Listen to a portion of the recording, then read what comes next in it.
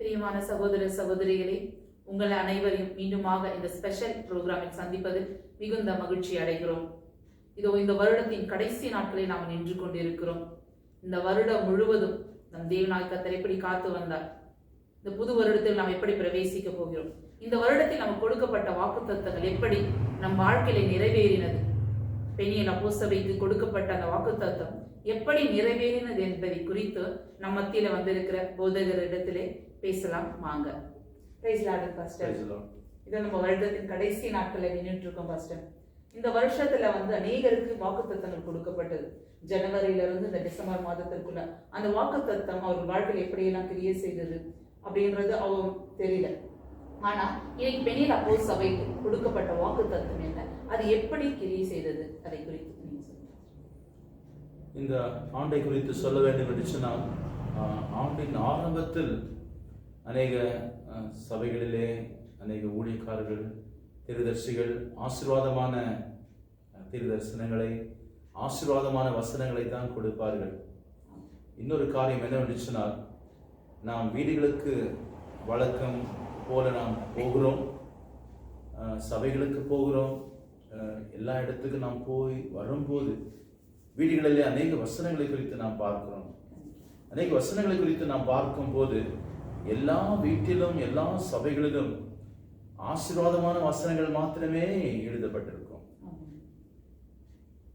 வேதத்தில் பார்க்கும்போது உபாகமம் 28 அதிகாரத்தில் வாசித்து பார்க்கும்போது தேவன் கொடுத்த ஆசீர்வாதங்களை பார்க்கிலும் சாபங்கள் அதிகமாக இருக்கிறது. ஆனால் நாம் என்ன செய்கிறோம் என்று சொன்னால், ஆசீர்வாதத்துக்கேற்ற வசனங்களை மாத்திரமே தெரிந்து கொள்கிறோம். ஆண்டின் ஆரம்பத்தில் ஆசீர்வாதங்களை குறித்து நாம் பிரசங்கம் பண்ணுகிறோம். சாதனம்தான், நாம் ஆசீர்வாதமாக இருப்பது கர்த்தருடைய சித்தம்தான். ஆனால் கர்த்தருடைய கட்டளைகளை அவரை விட்டு நாம் விலகி போகும்போது தவறாமல் சாபங்கள் கூட கடந்து வருகிறது என்பதை குறித்து நாம் ஞாபகத்தில் வைத்துக் கொள்ள வேண்டும். இந்த ஆண்டை குறித்து சொல்ல வேண்டும் என்று சொன்னால், ஒரு பெரிய அற்புதமான ஆண்டு இது. பெரிய ஆசீர்வாதங்கள் இந்த ஆண்டில் மறைமுகமாக நமக்கு வைக்கப்பட்டிருக்கிறது. நாம் நினைப்பது என்னவென்று சொன்னால், இந்த ஆண்டில் ஒரு புதிய வீடை வாங்க வேண்டும், ஒரு புதிய காரை வாங்க வேண்டும், இல்லை என்னுடைய ஊழியத்தில் ஒரு பெரிய கட்டடத்தை கட்ட வேண்டும், ஊழியத்தில் உயர்வு காணப்பட வேண்டும், சபையின் ஆத்துமாக்கள் அதிகரிக்க வேண்டும், அநேக குடும்பத்திலும் திருமணம் நடக்க வேண்டும், நன்மையான காரியங்கள் நடக்க வேண்டும் என்று சொல்லி அநேக மக்கள் எதிர்பார்ப்போடு அந்த 31ஆம் தேதி டிசம்பர் மாதம் கடைசி ஆராதனையிலே உபவாசத்தோடு ஊக்கமாய் ஜபிக்கும்படி, கண்ணீரோடு ஜபிக்கும்படி, அந்த கடந்து வரப்போகிற அந்த ஆண்டை குறித்த ஒரு பயம், ஒரு பாரம், ஒரு எதிர்பார்ப்பு, இவைகளை வைத்துத்தான் அவர்கள் சபைக்கு தவறாமல் அந்த நாளிலே கூடி வருவார்கள். கடந்து போகட்டும், கர்த்தர் நல்லவர். இந்த ஆண்டானது ஒரு அற்புதமான ஆண்டு என்று சொன்னார். 2004ஆம் ஆண்டிலே ஒரு பெரிய தாக்குதல், சுனாமி தாக்குதல் கடந்து வந்தது. உலக அளவிலே சரி, அதாவது சமுத்திரங்கள் ஓரமாய் இருக்கின்ற பட்டணங்கள், பெரிய பெரிய தேசங்கள் தாக்கப்பட்டது.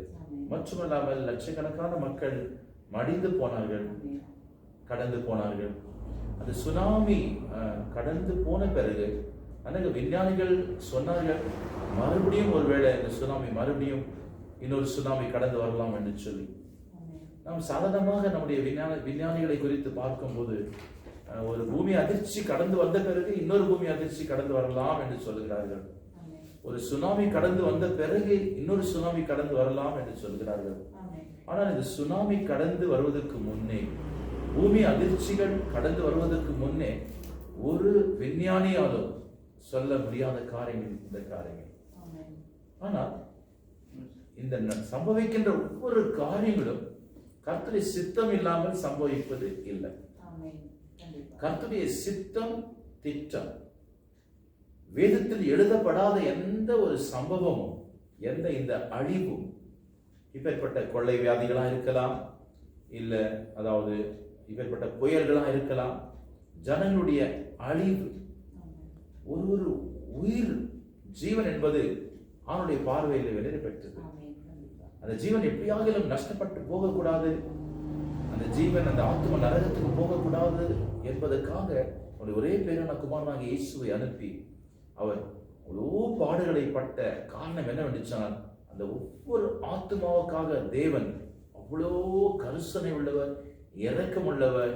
அந்த ஆத்மா மனம் திரும்ப வேண்டும் என்று நினைக்கிறாரே ஒழிய அந்த ஆத்மா தண்டிக்கப்பட வேண்டும், சாபத்தினால் ஒடுக்கப்பட வேண்டும், அழிந்து போக வேண்டும் என்று எதிர்பார்ப்பதில்லை.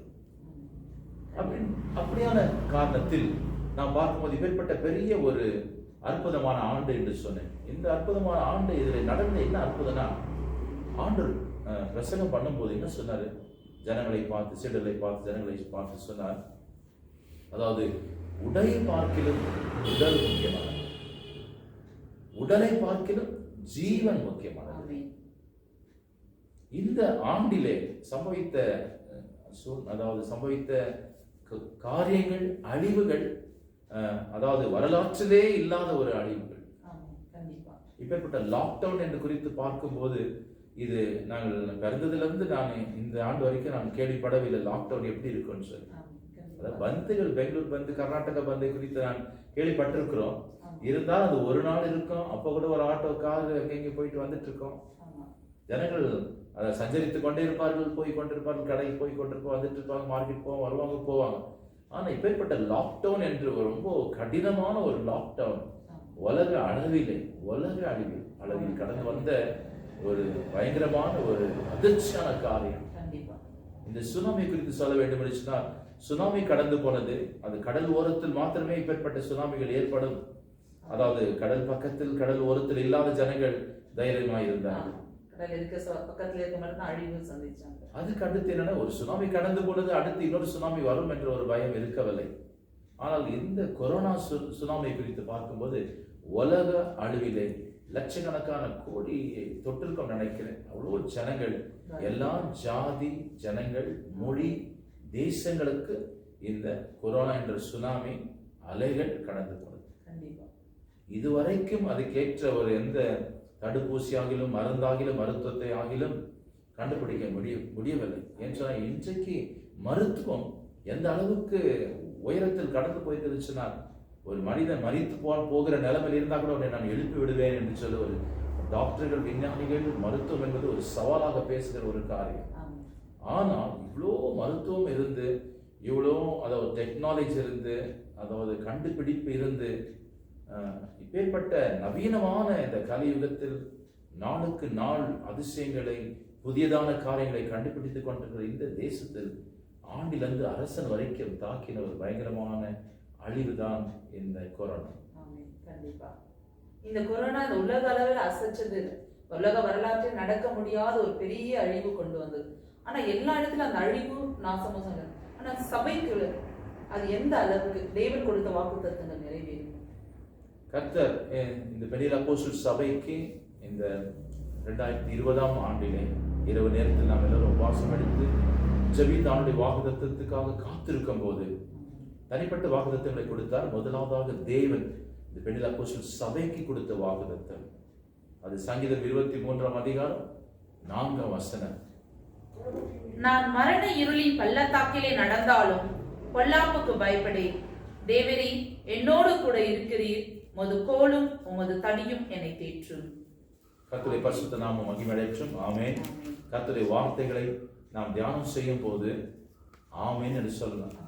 அப்படி என்று சொன்னால் அப்படியே ஆம், அப்படியே ஆக கடவுள். இஸ்லாமியர்கள் கூட நமாஸ் செய்துவிட்டு ஆமென் என்று சொல்வார்கள். ஆமென் என்றது அதாவது இப்ரிய மொழியிலிருந்து பிரிக்கப்பட்டது. ஆமென் என்று சொன்னால் அப்படியே ஆக கடவுள் என்று சொல்லி, ஆமென் அப்படியே ஆக கடவுள். இந்த சபைக்கு ஆண்டு கொடுத்த வாக்குத்தத்தம் என்னன்னு சொன்னால், நான் மரண இருளின் பள்ளத்தாக்கிலே நடந்தாலும் பொல்லாப்புக்கு பயப்படேன். ஆமென். ஆமென். நான் மரண இருளின் பள்ளத்தாக்கு. ஹல்லேலூயா. இந்த ஆண்டு இந்த கொரோனா என்ற சுனாமி எப்படி அலை வீசினது என்று சொன்னால், அலையலையாய் கடந்து வந்து சொன்னால் இன்னும் வீசிக்கொண்டே இருக்கிறது. அதாவது இரண்டாவது உயர்வுக்கு, இரண்டாவது கட்டத்துக்கு, இன்னும் வேகமாய், இன்னும் அதிகமான ஜனங்களை அழிக்கின்ற ஒரு கட்டத்துக்கு இந்த சுனாமி அடுத்த இரண்டாவது ஸ்டேஜில் கடந்து வந்திருக்கிறது இப்பொழுது. ஆனால் இந்த ஆண்டு அதாவது நம்முடைய சபைக்கு தேவன் கொடுத்த வாக்குத்தத்தம், நீ மரண இருளில் பள்ளத்தாக்கில் நடந்தாலும் நான் பொல்லாப்புக்கு பயப்படேன்னு சொன்னேன். இந்த ஆண்டு, இந்த 2020ஆம் ஆண்டு, அதாவது நம்முடைய முழு உலகத்துக்கு கடந்து வந்த ஒரு மரண இருள் பள்ளத்தாக்கு தான். இந்த இந்த ஆண்டிலே ஒரு பெரிய அற்புதம் நாம் எதிர்பார்க்காத, நம்முடைய வாழ்க்கையில இப்பேற்பட்ட அற்புதம் நடந்து இருக்காது, இனிமேலும் இப்பேற்பட்ட அற்புதங்கள் நடக்காது என்று சொல்லி நான் எதிர்பார்க்கிறேன். என்னவென்று சொன்னால், ஆண்டவர் சொன்னார், இந்த அந்த உடலை பார்க்கிலும் ஜீவன் முக்கியம் என்று சொன்னார். லோத்தை குறித்து பார்க்கும்போது சோதம் கோமரா பட்டணத்தை கர்த்தர் என்ன பண்ணார்? அக்னியால கந்தகத்தால எரித்து நாசமாக்கினார். ஆனா லோத்துக்கு அந்த இடத்தை விட்டு கடந்து வர்றதுக்கு அவ்வளோ விருப்பம் இல்லை, மனைவிக்கு விருப்பம் இல்லை. ஆனால் தேவ தூதர்கள் அவருடைய கரத்தை பற்றி கொண்டு அவர்களை இழுத்து கொண்டு அவர்களை வலி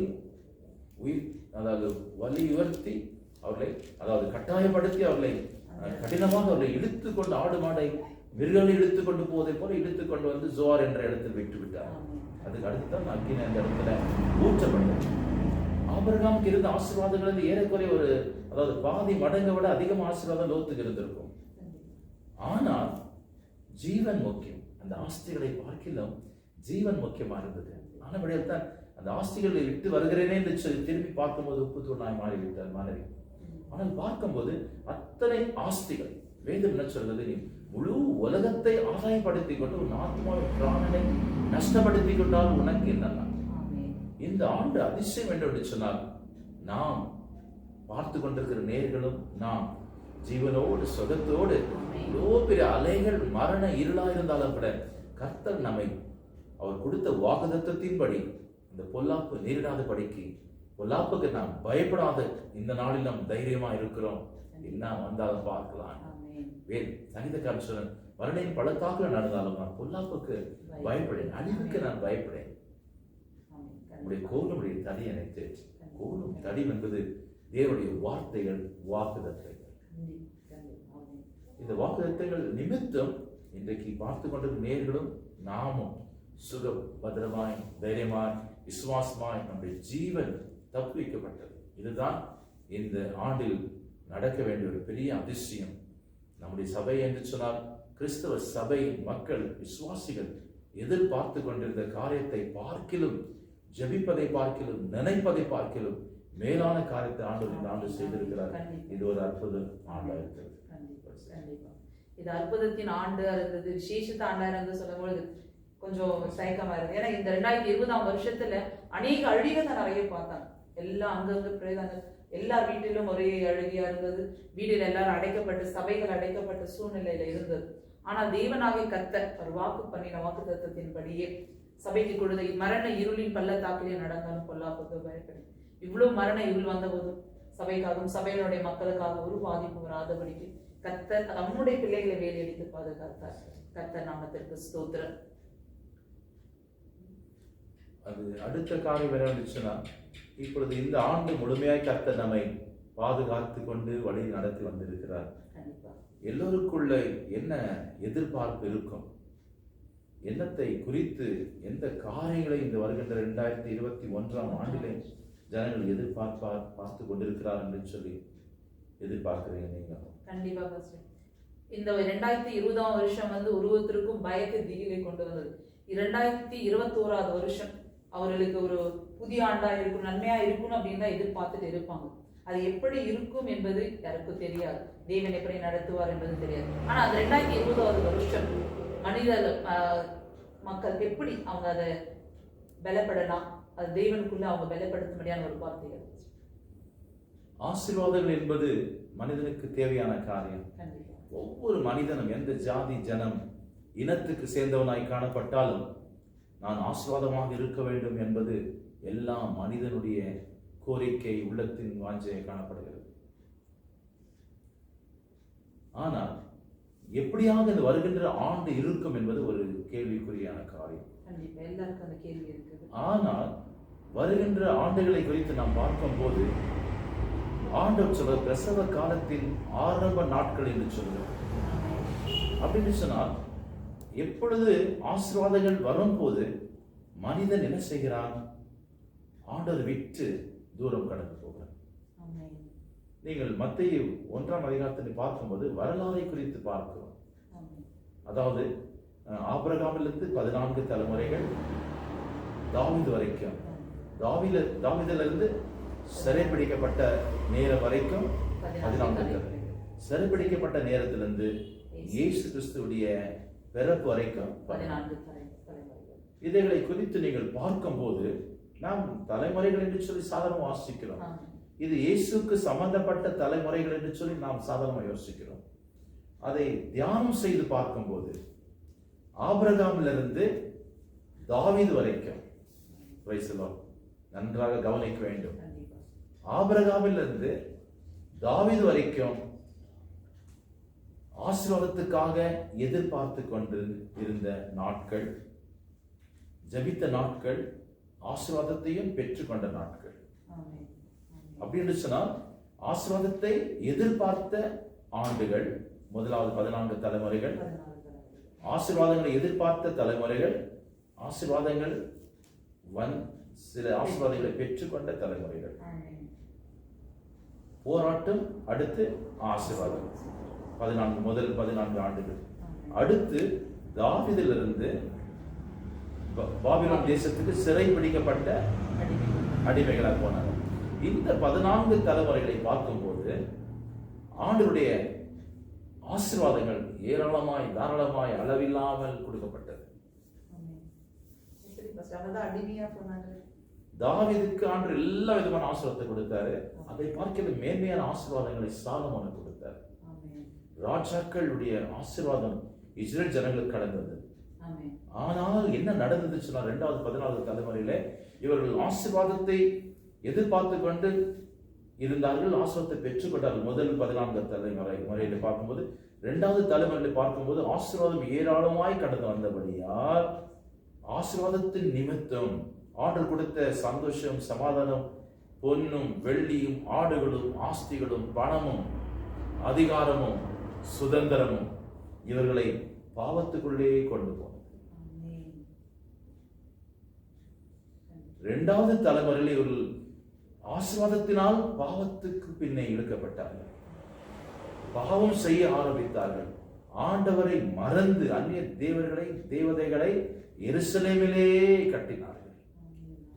ஆண்டவருக்கு அருவருப்பான காரியங்களை இந்த ராஜாக்கள், ஆஸ்வதிக்கப்பட்ட இந்த ராஜாக்களுடைய வரலாற்றிலே, அதாவது தலைமுறைகளிலே ஏற்பட்ட காரியங்களை செய்தார். ஆனபடியால் செதேக்கியா கடைசி ராஜா என்று குறித்து பார்க்கிறோம். செதேக்கியாவுடைய காலத்தில் இஸ்ரவேல் சுதந்திரத்தை விட்டு, ஆசீர்வாதத்தை விட்டு, நன்மைகளை விட்டு அடிமைத்தனத்துக்கு கடந்து போகிற தலைமுறைகள். அப்போதான் இயேசு கிறிஸ்துடைய பிறப்பு. இயேசு கிறிஸ்து என்ன சொல்கிறது? இயேசு குறித்து என்ன சொல்கிறது வேதம்? அதாவது அந்த காலத்தில் இருக்கிறவர்கள் ஆச்சரிய ஒளியை, பிரகாசமான ஒளியை கண்டார்னு சொல்லி, அப்போ இயேசு கிறிஸ்து ராஜ வம்சத்தில் பிறப்பார் என்று சொல்லி எதிர்பார்த்து கொண்டிருக்கிறார்கள். அதாவது மத்திய வரலாற்றில் பார்க்கும்போது, தலைமுறைகளில் பார்க்கும்போது ராஜாவுடைய வம்சத்தை குறித்து சொல்கிறது. அங்கே பார்க்கும்போது அப்போ இஸ்ரேல் ஜனங்கள் எதிர்பார்த்து கொண்டிருந்த காரியம் என்னவென்றால், நாங்கள் அடிமைத்தனத்தில் இருக்கிறோம், சாபங்கள், அடிமைகள், வியாதிகள், நோய்கள், அடிமைகளாக காணப்படுகிறோம். சொந்த வீடை விட்டு வந்தோம், சொந்த தேசத்தை விட்டு வந்தோம், பிள்ளைகளை அடிமைகளாக வைத்திருக்கிறார்கள், மனைவிகள் அடிமைகளாக இருக்கிறார்கள், ராஜாக்கள் அடிமைகளாக இருக்கிறார்கள். அடிமைகளாக இருக்கிற ஸ்தானத்தில் இயேசு கிறிஸ்து பிறக்கும்போது அவர் என்ன நினைத்தார் சொன்னால், நம்மை மறுபடியும் ஒரு ராஜ்யத்தை கட்டி மறுபடியும் நம்முடைய ஆசீர்வாதத்துக்குள்ளே, ராஜ்யத்துக்குள்ளே நம்மை கொண்டு வருவார், ராஜாவாயிருப்பார்னு சொல்லி அதை தான் எதிர்பார்த்தார்கள். ஆனால் இயேசு கிறிஸ்துடைய ராஜ்யமானது ஆவிக்குரிய ராஜ்யம். ஆவியிலே எளிமை உள்ளவர், ஆவிக்குரிய விதத்தில் ஐஸ்வர்யவான்களாய் ராஜாக்களாய் இருக்கும்படி, அந்த ராஜாக்களுடைய வரலாற்றை, தலைமுறைகளை உருவாக்கும்படி இயேசு கிறிஸ்து பிறந்தார். அப்படின்னு சொன்னா ஆசீர்வாதம் வரும்போது ஆண்டவரை மனிதன் வளர்ந்து போகிறார். ஆனபடியால் தான் இப்பேற்பட்ட வியாதிகள், கொரோனா வியாதியா இருக்கலாம், இப்பேற்பட்ட அழிவுகள் கடந்து வருவது மனிதனுக்கு ஒரு எச்சரிப்பு. அப்படின்னு சொன்னா ஆண்டவர் எச்சரிக்கிறார். ஏதோ நல்ல நவீனமான, அதாவது மருத்துவம் இருக்கிறது, உயர்ந்த ஸ்தானத்தில் இருக்கிறோம், சுகபோகமா இருக்கிறோம். பார்க்கும்போது ஒரு குடிசல் இருக்கிறவன் கூட இன்றைக்கு வாகனத்தில் கடந்து போகிறோம், சுகமாய் கடந்து போகிறோம். இன்றைக்கு ஒரு ட்ரெயின்ல, ஏசி ட்ரெயின்ல போறோம், குடிசல் இருக்கிறோம். அவ்வளவு அதாவது ஆன்லைன் ஆர்டர் பண்ணி சாப்பிடுறோம், குடிசல் இருக்கிறோம். ஒரு ஐஸ்வர்யவானுக்கும் ஒரு குடிசல் இருக்கிறவனுக்கும் ஒரே சமமான அதாவது சுகம் இருக்கிறது, வசதி இருக்குது இந்த காலத்தில். இப்படிப்பட்ட காலத்தில் மனிதன் என்ன செய்கிறான்னு சொன்னா, இந்த வசதிகள் நிமித்தம், ஆசீர்வாதங்கள் நிமித்தம், சந்தோஷம் சமாதானத்தின் நிமித்தம் அவன் ஆண்டவரை விட்டு கடந்து போகிறான். ஆனபடியால்தான் இந்த எச்சரிப்பின் நாட்கள், அவனுடைய வருகை வெகு சீக்கிரமா இருக்கிறது. இனிமேல் வருகின்ற நாட்கள் சுகமாய், ஆசீர்வாதமாய், இன்பமாய் ஒரு காலம் இருக்காது. இவைகள் தான் பிரசவ வேதனை, கர்ப்ப வேதனையினுடைய ஆரம்ப நாட்கள் என்று இயேசு சொல்லுகிறார். ஆனபடியால் ஆரம்பத்திலே பெறப்பட்ட அழிவுகள், நாசங்கள், மோசங்கள் இருக்கும் என்று சொன்னால், இன்னும் ஆழமாய் கடந்து போகும்போது அதிகமான தண்டனைகள், சிக்ஷைகள், சாபங்கள், தேவனால் ஏற்படுகிற காரியங்கள், ஏற்பட்ட அழிவுகள் அதிகரித்து கொண்டு போகும். அப்படின்னு சொன்னால் மனுஷன் மனம் திரும்பத்தான் வேண்டும் என்று சொன்ன அப்பேற்பட்ட கால கட்டங்கள், அதாவது கடினமான நேரங்கள், மனுஷனை திருத்துகின்ற காரியங்களை தேவன் நிச்சயமாய் தொடர்ந்து அதிகமாய் அனுமதித்துக் கொண்டிருப்பார். அப்போ வருகிற வருடங்கள் கூட இன்னும் கடினமா இருக்கலாம் அப்படின்னு சொல்றீங்க. நிச்சயமா இந்த வருடங்கள்ல அதை பாதுகாத்துக் கொள்ளும்படிக்கு அவர்களுக்கு ஒரு என்ன சொல்ல விரும்புங்க? அவர் அதிலிருந்து மீளணும்னா என்ன செய்யணும்? பாதுகாத்துக் கொள்ளணும், கத்தருக்குள்ள இருக்கணும் அப்படின்னா நாம என்ன செய்யணும்? நாம் கேட்கிற எல்லா கேள்விகளுக்கும் ஜனங்கள் என்ன நினைக்கிறான்னு சொன்னா, ஒரு தீர்க்கதரிசனி அண்டை கடந்து போகும்போது, ஒரு வெளிப்பாடு தீர்க்கதரிசனி கொடுக்கும் போது என்ன எதிர்பார்க்கணும்? அவர் தீர்க்கதரிசனம் எனக்கு சொல்ல வேண்டும் என்று எதிர்பார்க்கணும். வேதத்தில் உள்ள தீர்க்கதரிசனங்கள் எல்லாமே வேதத்தின் அடிப்படையில தான் காணப்படுகிறது. இப்பொழுது சம்பவித்துக் கொண்ட சூழ்நிலைகள் எல்லாமே வேதத்தில் எழுதப்பட்டிருக்கிறது. இப்பேற்பட்ட சூழ்நிலைகள், இந்த லாக்டவுனை குறித்து நாம் பார்க்கும்போது, எகிப்து தேசத்தில் ஆண்டவர் இப்பேற்பட்ட காரியங்களை சொல்லிக் கொடுத்தார் இஸ்ரவேல் ஜனங்களுக்கு. அதாவது வாசல்களை பூட்டி விட்டு இரவு நேரத்தில் யாருமே வெளியே வரக்கூடாது. அடுத்து ஆட்டுக்குட்டியின் ரத்தத்தை நிலைக்கால் மேல் பூச வேண்டும் என்று சொல்லி அந்த 10 வாதைகளை கொண்டு ஆண்டவர் எகிப்து தேசத்தில் ராஜாவையும், ஆண்டில் அந்த அரசு வரைக்கும் ராஜாவை, அந்த ஜனங்களை தண்டித்து தன்னுடைய சொந்த ஜனமாகிய இஸ்ரவேல் ஜனங்களை அவர் மீட்டெடுத்தார். அதே தான் இந்த காலத்தில் அழிவுகள், நாசம், மோசங்கள், ஆயிரக்கணக்கான கோடிக்கணக்கான ஜனங்கள் மரித்து போனாலும் இஸ்ரவேல் ஜனங்கள் ஆகிய எகிப்து தேசத்தில், இந்த உலகத்தில் பாவத்தில் கட்டப்பட்ட இந்த தேசத்தில் இருக்கிற நமக்கும் அந்த எகிப்து தேசம், அந்த விடுதலை பயணம், அந்த யாத்திராகவும் நமக்கு எப்பொழுதுமே நமக்கு ஞாபகம் வருகிறதாய் காணப்படட்டும். ஒன்று. மற்ற காரியம் என்ன சொன்னால், அற்புதங்களை செய்யும் போது, அதாவது 3 நாளை குறித்து பார்த்து, 3 நாட்களிலே இருளை ஆண்டவர் அனுப்பியிருந்தார் எகிப்து தேசத்தின் மேலே. ஆனால் இஸ்ரேல் ஜனங்கள் கோஷேன் என்ற இடத்தில் தங்கியிருந்தார்கள். அப்பொழுது தங்கியிருக்கும் போது இந்த எகிப்து தேசம் முழுமையாக கடுமையான கார் இருள், 3 நாள் இரவும் பகலும் 3 நாட்கள் கார் இருள் இருந்தது. ஒரு மனிதனும் ஒரு வேலை செய்ய முடியாத கார் இருள். ஆனால் அதே தேசத்தில், எகிப்து தேசத்தில் தான் இருக்கிறது கோஷேன். ஆனால் கோஷேன் தேசத்தில் மாத்திரம் வெளிச்சம் இருந்தது. அப்படி சொன்னால் காரிருள் இருக்கிற ஜனங்கள் மகா பெரிய வெளிச்சத்தை கண்டார்கள் என்று சொல்வது அது குறிப்பிட்ட ஜனங்களை குறித்து சொல்கிறது. அப்படின்னு சொன்னால் அதான் என்னவென்று சொன்னால், எகிப்து தேசத்தின் மக்கள் சம்பவித்த காரியங்கள் இஸ்ரேல் ஜனங்களுக்கு சம்பவிக்கவில்லை. அப்படின்னு சொன்னால் அந்த ரத்தத்தை பூசப்பட்ட அந்த நிலைக்கால்களை பார்க்கும்போது சங்காரத்தூதன் வீடுகளை விட்டு கடந்து போனாங்க. அதுதான் பஸ்கா பண்டிகை. அப்படின்னு சொன்னால் நம்முடைய வீடுகளுக்கு வாசல் அண்டை, நிலைக்கால் மேலும் நம்மீதும் இயேசுவின் ரத்தம் பூசப்பட்டிருக்கிறது. ஆண்டவரால் அனுமதிக்கப்பட்ட இந்த கொள்ளை நோய்கள், இந்த மரணம், எகிப்து தேசத்தில் ஏற்பட்ட தலைச்சம்பிள்ளை சங்கரிப்பு, இப்பேற்பட்ட காரியங்கள், எப்பேற்பட்ட காரியங்கள் நடந்தாலும் வேதத்தின்படி உன் பக்கம் 1000 பேரும், உன் வலது பக்கம் 10000 பேரும் விழுந்தாலும் அது உன்னை அணுகாதுன்னா கிட்ட வராது. அப்படின்னு சொன்னா உலகத்தில் எந்த சம்பவங்கள், இப்பேற்பட்ட சம்பவங்கள் நேரிடும் போது நாம் பயப்பட வேண்டிய அவசியம் இல்லை. நாம் ரட்சிக்கப்பட்டு இருக்கிறபடியால், கர்த்தருடைய சித்தம் இல்லாமல் அவருடைய ரத்தம் நம்மை பாதுகாக்கிறபடியால் சம்பவிக்கின்ற காரியங்கள் நமக்கு எந்த விதத்திலும் சம்பவிக்கவே முடியாது. ஏன்னு சொன்னால் கர்த்தர் நம்மை எல்லாவற்றிலிருந்து பாதுகாக்கிறார். இன்னொரு காரியத்தை நான் சொல்லி முடிக்க விருப்பப்படுகிறேன். என்ன சொன்னால், இப்பொழுது நாம் கொரோனா குறித்து டிவியிலே கேள்விப்படுகிறோம். உலகம் எங்கும் சொல்கிறார்கள், இந்த கொரோனா காற்றின் வழியாய் பரவுகிறது, டிஸ்டன்ஸ், அதாவது சோசியல் டிஸ்டன்ஸ் மெயின்டைன் பண்ணும், மாஸ்க் அணிந்து கொள்ள வேண்டும், எவ்வளவோ சட்டம் வைத்திருக்கிறார்கள். ஆனால் கொரோனா என்பதை இவர்கள் கண்டுபிடித்திருக்கிறார்கள். ஆனால் கொரோனாவை பார்க்கிற இன்னும் கொடுமையான வைரஸ்கள், கோடிக்கான வைரஸ்கள் நம்முடைய தேசத்திலும் காற்றிலும் பரவி கொண்டிருக்கிறது. அல்லேலூயா. அதுக்கு தான் வேதம் சொல்றது, பக்கம் 1000 பேரும் வரது பக்கம் இரவில் நடமாடும் கொள்ளை நோய் என்று சொல்றது, பகலில் பறக்கும் அம்புகள். அல்லேலூயா. அப்படின்னு சொன்னா, இந்த ஆடு மாடு தலைச்சல் பிள்ளை சங்கரிப்பை குறித்து எகிப்து தேசத்தில் பார்க்கும்போது, ஒரு ஆடாகிலும் ஒரு மாடாகிலும் ஒரு மனிதனாகிலும் இஸ்ரவேல் தேசத்தில் சாகவே என்று சொன்னார். நாம் மரணங்களில் பள்ளத்தாக்கில் நடந்து போய் கொண்டிருந்தாலும் இது மரணம் தான், எல்லோரையுமே தாக்க வேண்டிய மரணம் இதுதான். ஆனால் தேவனுடைய கரத்தில் இருக்கிற, நிழலின் கீழ் இருக்கிற, பிரசனத்துக்குள் இருக்கிற வார்த்தையும் ரத்தமும் அபிஷேகத்துக்குள் இருக்கிற நமக்கு அந்த பலமான பாதுகாப்பு, எப்பேற்பட்ட சூழ்நிலை வந்தாலும் அது நம்மை பாதுகாத்து சுகமாய் நம்மை கொண்டு போய் சேர்க்கும் என்பதற்கு எந்த சந்தேகமும் இருந்ததில்லை, இருக்க போறது.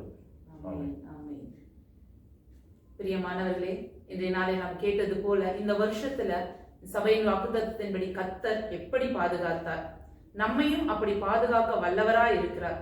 எகிப்துக்கும் இஸ்ரவேல் தேசத்திற்கும் வேறுபாடை காண்பித்த தேவன் தம்முடைய பிள்ளைகளுக்கு எப்படி பாதுகாப்பை கொடுத்திருக்கிறார் என்பதை பார்த்திருக்கிறோம். நாமும் பயப்பட தேவையில்லை, நமக்கும் பாதுகாப்பு உண்டு. வருங்காலங்கள் எப்படி இருந்தாலும் நம்மை பாதுகாக்கிற தேவன் நம்மோடு இருக்கிறபடியால நம்ம பயப்படாமல் கர்த்தருக்கென்று காத்திருப்போம். இந்த நாளில புது வருஷத்துக்கு பிரவேசிக்க போகிற அனைவரையும் இந்த நாளிலே எல்லாருக்காக ஒரு சிறிய ஜெபத்தை நாங்கள் ஏறெடுக்கிறோம். புது வருஷத்துக்காக ஜெபிக்கலாம். கண்டிப்பா ஜெபிக்கலாம். ஆனபடியா ஒரே ஒரு வார்த்தை சொல்லிட்டு நான் ஜெபிக்க ஆரம்பிக்கிறது நான் நினைக்கிறேன்.